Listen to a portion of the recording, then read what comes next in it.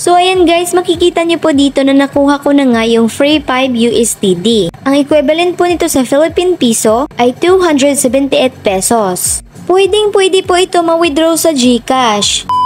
Hello everyone! Welcome back sa aking YouTube channel. For today's video, may bago na naman akong i-share sa inyo na legit investment online application. Ito ay VLVT DeFi. Para po ito sa mga taong mahilig mag-invest. Magre-register ka lang dito, makakakuha ka na kaagad ng 5 USDD. So sa Philippine Piso ay 278 pesos. Ito po ay sobrang legit guys. So kung ikaw ay interesado sa video ito, panoorin mo ito hanggang sa dulo. Let's start guys!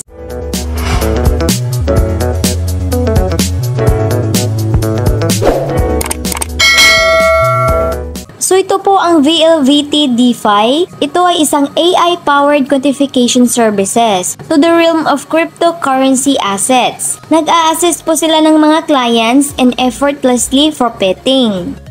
Makikita niyo po dito yung total TVL nila, trading volume, number of LPS, etc. So kung ikaw ay interesado dito guys, scroll mo lang ito pababa para may idea ka dito. Makikita niyo po dito yung tutorial video about dito sa pag-invest, yung mga partnerships nila, at iba pang mga details. So pwede ka pong makapag-register dito through link, pwede mo ding i-download yung app nila. So ang gagawin ko na ngayon guys ay magjo-join ako dito. I-tap lang po itong join now. Makikita po natin yung customer support dito, yung Telegram account nila, and then Telegram channel nila. So kapag ikaw ay new user, makakakuha ka talaga ng free 5 USDD. So dito po natin i-claim yung 5 USDD sa binigay nilang Telegram account. Pero bago po niyan, kailangan po muna nating mag-register. I-tap lang po itong X at i-tap itong mine. I-tap lang po natin itong register now. Dito po sa mobile phone, i-tap lang po natin ito at hanapin ang Philippines. Ilagay lang po natin yung number dito na magsisimula sa 9. Dito naman po sa invitation code, ilagay nyo lang po yung code ko. Dito naman sa login password, gagawa kayo ng password ng 6 characters, letters, and numbers lang lahat. Walang symbol. So dito sa panghuli, i-confirm nyo lang yung password nyo. Pagkatapos itap itong registration.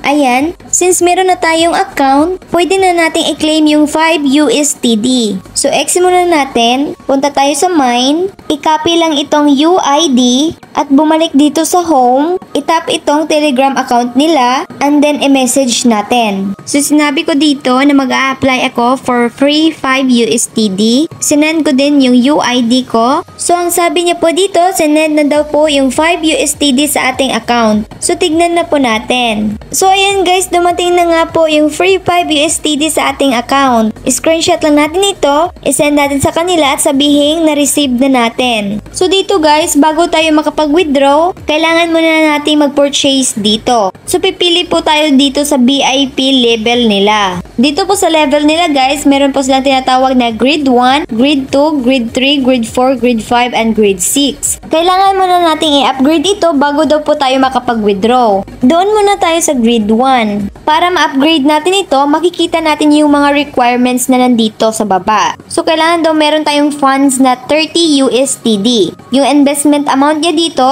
is 30 USDD to 3,000 USDD. Yung operating time niya lang ay 3 minutes. Yung number of times per day naman niya is 1 times lang. Yung profit ratio naman niya, 1.70% to 1.80%. So, meron din po siyang withdrawal fee dito na 12%. So, dito sa baba, makikita natin dito na pwede tayo makapag-withdraw ng walang fee kapag pinapaabot natin ito ng 15 days. So, dito guys, dahil meron na po tayong 5 USDD, dagdagan lang po natin ito ng 25 USDD para ma-withdraw ito. Hindi ko din po sinasabi sa inyo guys na gayahin nyo ako.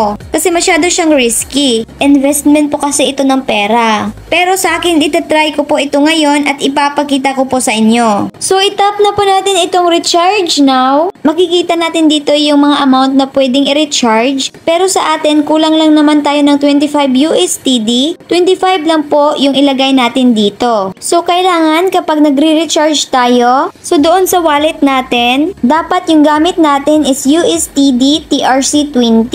So, ayan, isubmit lang po natin itong 25 USDD. So, sa Binance Wallet po ako mag-withdraw para dito sa 25 USDD. So, punta ako sa aking Binance account, itap lang itong wallet, itap itong spot na nasa taas, and then itap itong withdraw. So, guys, kailangan talaga na USDD ito ha. Itap lang po ito. Itap itong send via crypto network. So, ang ilalagay natin sa address dito, itong URL na nandito. I-copy lang ito, i-paste dito sa address, and then dito naman sa network, itong TRC20. So, dito sa withdrawal amount, ang ilagay po natin dito ay 26 USDD. Kasi meron po siyang 1 USDD withdrawal fee. So, pagkatapos, itap lang po itong withdraw. Itap lang natin itong confirm. So, meron po silang security verification requirements dito. Yung passkey ko lang guys ay fingerprint lang. So, itap ko lang po itong fingerprint scanner. So, ayan pagkatapos, na-withdraw ko na po ang 26 USDD. So, yung marireceive ko na lang ay 25 USDD. Hintayin na lang po natin ito na papasok doon sa ating account.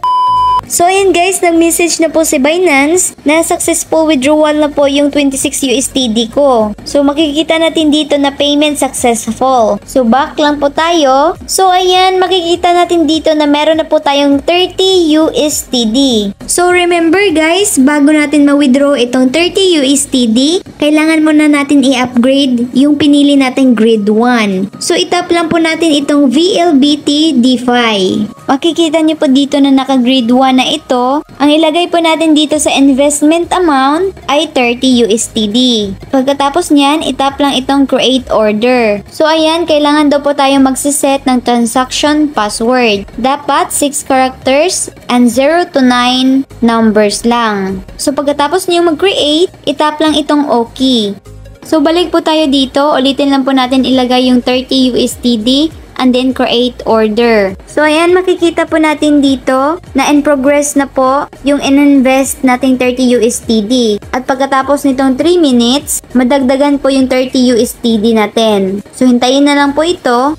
So, ayan guys, nadagdagan na po yung 30 USDD natin. Naging 30.51 USDD na po. So, pwede na po natin itong i-withdraw. Itap lang po itong withdraw na nasa taas. So, ito pong withdrawal address. Lagay po natin dito yung address natin doon sa Binance na TRC20.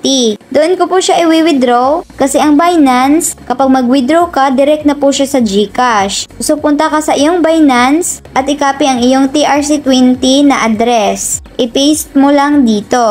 Ilagay lang po natin dito sa withdrawal amount 30.51 USDD. So, makikita natin dito sa baba na meron po siyang withdrawal fee na 12%. So, yung marireceive na lang daw natin, 26 USDD na lang. So, medyo nalugi po tayo. So, para po hindi tayo malugi, pwede nyo po yung ipaabot ng 15 days bago nyo po i-withdraw itong 30.51 USDD nyo. Pwede din namang i-withdraw ito ngayon kung okay lang sa inyo. So, kapag i-withdraw mo na ito, itap lang itong okay. So, punta ka na sa iyong Binance, makikita mo yung amount dito, marireceive mo dito yung USDD. At kapag na-receive nyo na, pwede mo nang i-withdraw ito direct GCash. So, dito guys, kung gusto nyo mag-invite, itap lang po ito, isend nyo sa kanila yung link at code mo, para din makakakuha ka ng komisyon. So, dito na lang po tayo guys. Thank you for watching. God bless you all.